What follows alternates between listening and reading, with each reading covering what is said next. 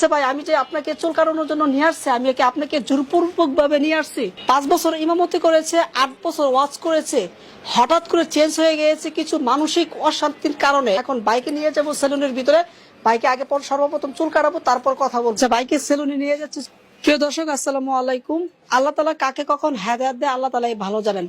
5 বছর ইমামতি করেছে, 8 বছর ওয়াজ করেছে, হঠাৎ করে চেঞ্জ হয়ে গিয়েছে কিছু মানসিক অশান্তির কারণে। তো সেটা আসলে আপনারা জানেন না কি কারণে, একসময় বলবে আপনাদেরকে।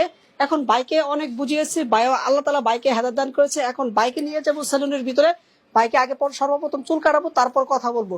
আচ্ছা ভাই, আমি যে আপনাকে চুল কাটানোর জন্য নিয়ে আসছি, আমি কি আপনাকে জোরপূর্বক ভাবে নিয়ে আসছি? না ভাই, আমি ইচ্ছে করে, কারণ স্বেচ্ছায় আসছেন? আমি গতকালকে রাত্রে এবং আজকে সকালে হ্যাঁ হ্যাঁ মিডিয়ার মাধ্যমে দেশবাসীর কাছে ক্ষমা চাই, সালিমদের কাছে ক্ষমা চাইছি যে আমি আসলে আগের জায়গায় ফিরে যেতে চাই এবং ইমান নিয়ে বাঁচতে চাই। ইমানের হালত